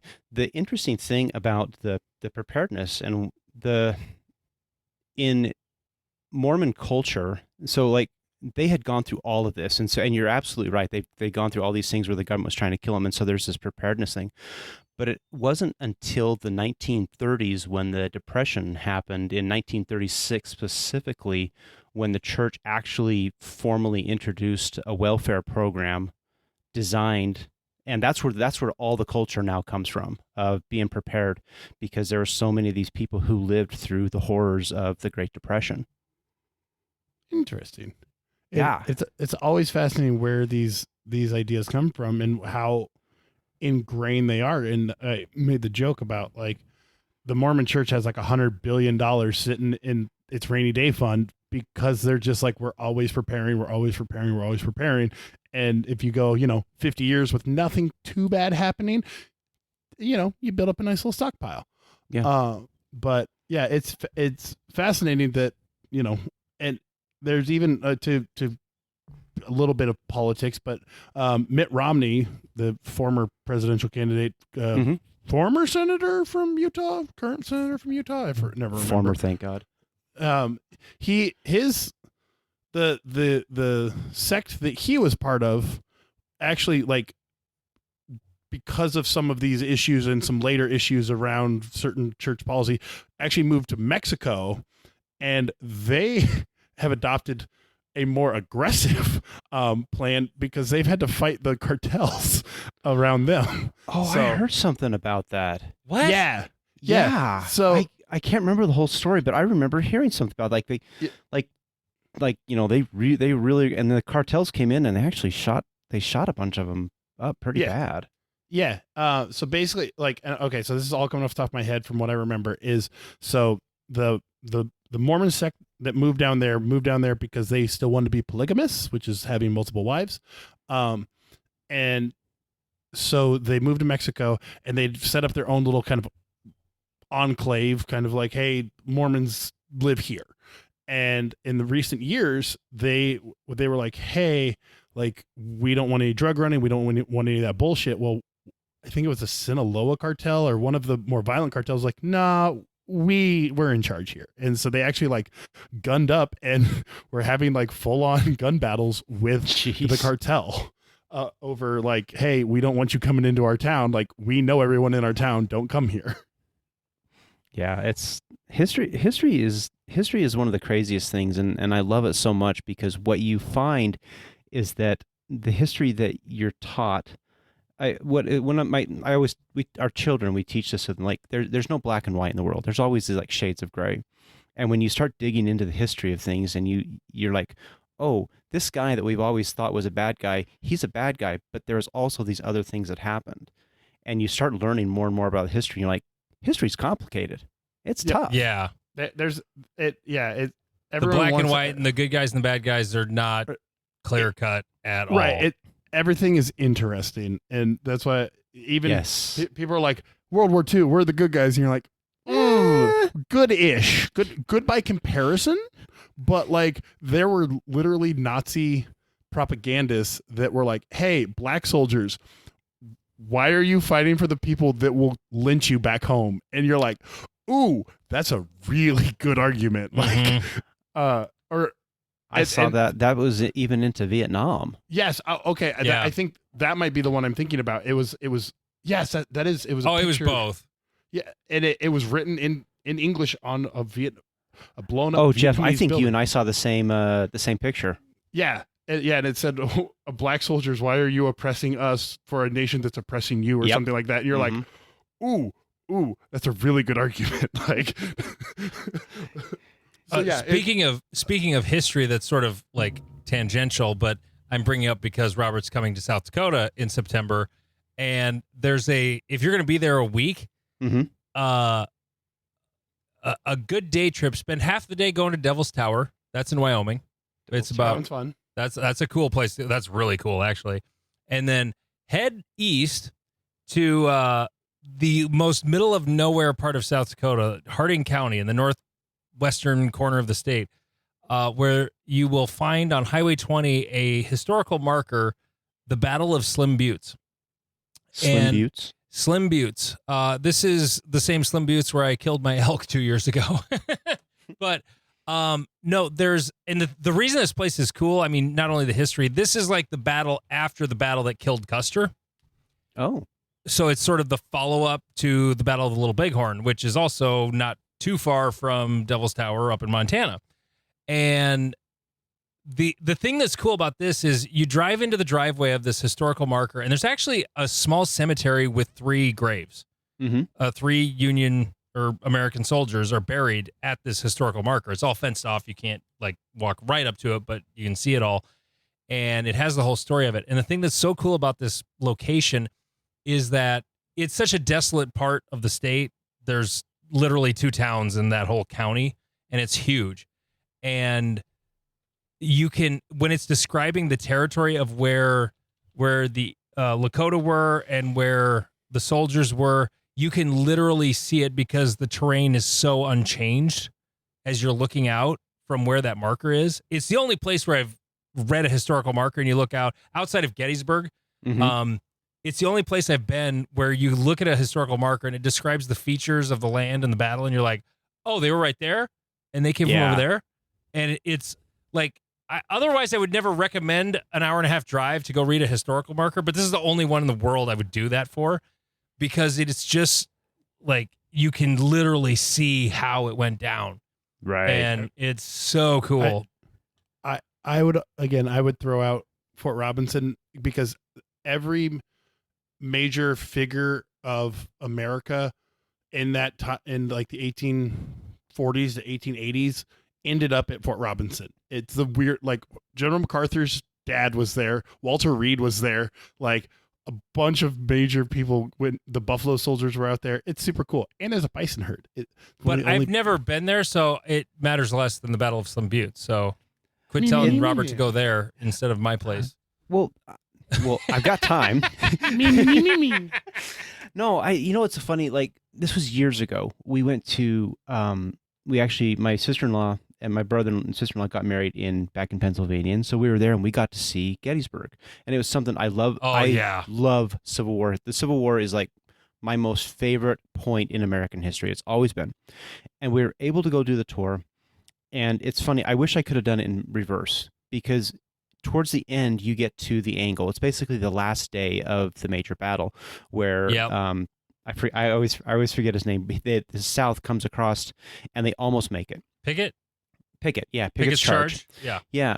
And you go out there and you stand at this fence, and you know that the South got to that point. But what's amazing about that is you stand there and you look all the way across that field, and you see that those men had to march all the way across that field with cannons going after them, and then the Union opening up on them. And I remember telling my brother-in-law at times, like, I don't think I have that kind of guts in life. No. And that was the same. So amazing. That was the same perception I had when we were there. Our problem was we were literally only there for like an afternoon, like a late afternoon. We got there we'd gone to the United 93 Memorial on the other side of Pennsylvania, and then we drove to Gettysburg. And so we got there like 2:00 in the afternoon, and that was pretty much it. We kind of walked around and did the stuff until we went to the National Cemetery where Lincoln gave the Gettysburg Address. And even just that cemetery, like, we also went to Arlington on the same road trip, but like that cemetery in Gettysburg was just so sad. The number of unknown soldiers that were buried there, like just unnamed graves that were at that cemetery. It was just crazy. But no, I remember the angle vividly. Yeah. Standing there just looking out, aside from all the memorials, because all the veterans would put up all these memorials for their companies or whatever. So there's memorials everywhere and plaques and statues and stuff like all over the place, but you can still get the idea of what it was like. And there's that little house right near there too that is in like the historical photographs, and it's still standing. It's closed. Like, I think you can do tours or whatever, but it's this little teeny tiny house that was like on the outskirts of Gettysburg. And it's the next time I'm going to be there, it's going to be like 2 days I'm spending in Gettysburg, because it was just, the fact that we were only there for an afternoon was just such an injustice. I was so mad that we didn't have more time there, because it was so cool. Oh, I agree. History is just one of the most amazing things, because you learn what you learn in school, and that at best it's like an overview. But then you actually go to the places and you learn more about it, and you're like, oh, we weren't always the good guys in this one. The Black Hills, the area where Area 3 is going to be, the number of people I've heard so far that are like, oh, the wife's coming and we're making a little vacation out of it. Oh, serious? I've heard it a lot. Like, I mean, you're from farther away in Utah, so it's like you weren't as aware of the Black Hills, but the people that live relatively close or closer And like Utah, you guys have your own like mountainous area, and so you're not like farmers from the flatland farther east, where it's like people go to the Black Hills from farther east than I would guess people from the West do, because it's like, why would we go to smaller mountains when we have bigger ones? But like that is the weirdest thing, Andy. Like the first time when I came out to Area 3 the one year, I've lived in Utah my whole life. I am surrounded by mountains. And I came out the flattest place you've ever been. And I remember getting out of the car and like doing this 360, and I'm like, oh gosh, I'm lost. Dude, when I moved back from Denver, I would see like phantom mountains in the distance. Like, yeah. I would think there were mountains in the corner of my eye, and no, that's just a cloud. Like, when you live around mountains, it's a thing you miss. It really is. Yeah. It becomes a geographical marker for you. Yeah. Oh, yeah. Like, what direction is that? I can't see the sun, but I can see mountains. Okay, it's over there. Yeah. I remember mentioning to you a month or two ago to watch the series Deadwood. Now, it's not exactly factual, but it gives you an idea of like Deadwood is in the Black Hills. There was a gold rush there. It was sovereign Indian territory. The Black Hills was not America. It was Lakota territory, and we violated a treaty to go get gold. And the beginning of Deadwood was complete. It was outlaw of outlaw. Like, you think of outlaws in the West, Deadwood was literally in a country that America had no right to. Wow. But there was gold there. So they went anyway. Before. And I was going to say, I mean, gold then, oil now. Right, yeah. It's just a different commodity. And so it was outlaws in outlaw territory where, and some of the politics of it is real, like what you see in the show. It's like, hey, we don't want to try and, claim to enforce law, because then when, it's annexed by the Dakota Territory, or, actually their statehood or something like that, then it's like, oh boy, you thought you guys were your own sovereign nation? Well, I'm so sorry. You thought you were an actual country. And yeah, right. No, it's cool to go see there's a cemetery, Mount Moriah Cemetery in Deadwood, where you can see the graves of Wild Bill Hickok, Calamity Jane, Seth Bullock. Those are like the famous figures from that time. Charlie Utter. Actually, I don't think he's buried there. I think he's buried in Colorado. But I just had this weird thought. What would be kind of cool from an out-of-towner's perspective, and I get that area competitors are typically from the area mostly, but it would almost be cool if you had like a little. It's more of a regional match, honestly, because we're gonna pull a lot more Denver and Wyoming and Montana than Area 3 normally would in Nebraska. It's almost like we should move the areas around so that more people can go to different ones. Right. Like after it's in Rapid for a couple of years, maybe it should go down to Mill Creek for a year or two. Yeah. Maybe it should go to Forest Lake for a year or two. Like move around, not be in the same place like Area 1 does it. Yeah, but Area 1 has its own unique challenges. Area 1, sadly, it's hard because there's only you have like the West Coast politics that have basically shut off Oregon and Washington. Yeah. So you can't really get in there it's the same problem as in Colorado, right? And so now it's like, okay, well, we can use Nevada or Idaho and Utah, which are kind of Nevada's Area 1. It is, yeah. Oh, that's right. Colorado is. That's so weird that Colorado's in Area 2, but Nevada's in Area 1. I know. It's such an odd thing. Like geographically, Area 1. Somebody told me geographically, Area 1 is the largest area. Like by size, by size, territory. Yeah, but at the same time, Utah, Idaho, Nevada.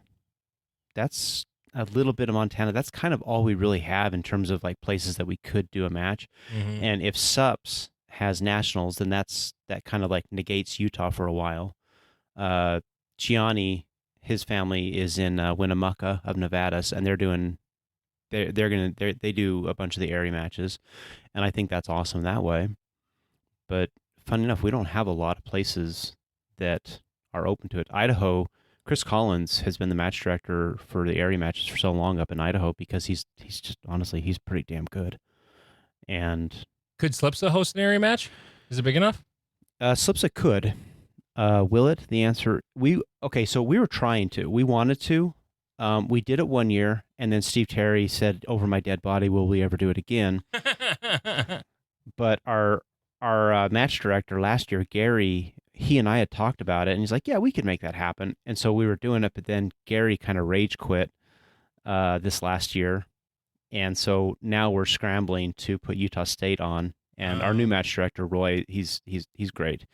But the thing that we did do well is Gary was the front runner. He was kind of the head, but there were so many assistant match directors that actually did all the heavy lifting. So we can kind of just pass the torch to Roy, and it'll be okay. But that means that we're not going to do the area match this year. There's not going to be an Area 1 match? There is. Just Utah's not going to bid for it. Oh, gotcha. Okay. Yeah, because how the Area 1 works, it's different than all the other areas. Basically the area director, he doesn't run the match. The section, the states inside of the area, they bid for it and they run the match. That's one thing that's very different among the areas and sections is the level of organization. It's not the same across areas. Like there is no, I mean, the USPSA bylaws sort of spell out how the areas work, and they do unless there's like separate bylaws adopted, like they're just sort of their own thing as far as I can tell. Yeah.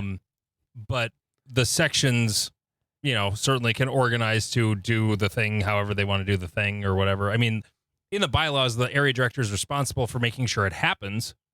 Mm-hmm. But I mean, that's as simple as like, okay, make sure it happens, guys. That's all it really has to happen according to the bylaws. So, yeah. A lot of they're trying to get all the sections to have bylaws, and some are so organized they actually charge activity fees. Minnesota, I believe, used to do that. Every time you had a match, then they would have an activity fee paid to the section in addition to the USPSA activity fee. It was small. I think it was 50 cents. I think somebody told me it wasn't a lot, but, and then that went towards, putting on the section match or whatever. And yeah, but there's all kinds of different levels of organization within all the different levels. And that's just more work than I want to do. I mean, I'm the section coordinator, and yeah, I know. The big thing that I want to do at this point is I want to change the way that we hand out slots, and I want to turn it into a point series where, you have to go shoot at different clubs to get your points. And I think that'd be fun because then all the clubs get a little bit of love rather than SLPSA, because SLPSA is one of the biggest clubs in the country. Yeah. And right now, if you want slots, you have to go through SLPSA. And it's like, well, that's not fair. All these like smaller clubs deserve a little bit of recognition. Yeah. And so I'm going to change it. I'm going to make it so that everybody like has a say in it and they have value. Because I like that. I like the idea of everybody having buy-in to something. Well, Jeff has to take off. Yep. So we've been at it for a while. Robert, thank you so much for doing the show. Thanks for having me. It's been a hot minute since I've been on your show, but every time you ask, I had to say no because I had stuff going on. I couldn't do it. But I need to set up the thing like you have, the little well, that would require a level of planning, which set up what thing? Show the calendar. Oh, that's just a Google Calendar thing. Like you can pay money like Manny does for what is that dumb thing he spends money on? I started messing with it and then I found out it was like $30 a month. I'm like, fuck that. Calendly, that's the thing he was using. And so I found out, Google does the exact same thing. And I forgot I was already using it for our gun club for ROs to sign up. So, yeah, I spend money on primers. I'm not buying anything else. No. That's ridiculous. But anyway, thank you so much for joining the show. Jeff, anything else before we go? No, I had good fun. Okay. Whenever we have somebody who does a podcast on, they always talk a lot more than we do. Same thing happened when Manny was on. Right. It's almost like they know how to talk, and when you put a bunch of experts in talking in a room together, everyone's really good at talking. Yeah. Like, actually, You guys didn't know. I went and took a piss while Robert was talking about Mormon shit. I didn't even see the message until I got the "I'm already back" message because we were having such a good conversation. Yeah, but I had to pee so bad. I was gonna go, and I sent Jeff a text just in case he maybe saw it. But as it turned out, it didn't matter because when I came back, Robert was still talking. Right. When you have people who can talk to a wall and have a full conversation, it's really easy to fill time as long as there's two of them in a room. Absolutely. Yep. So thank you again, Robert. He is Jeff King. I'm Andy Erickson. This is Not Another Shooting Show.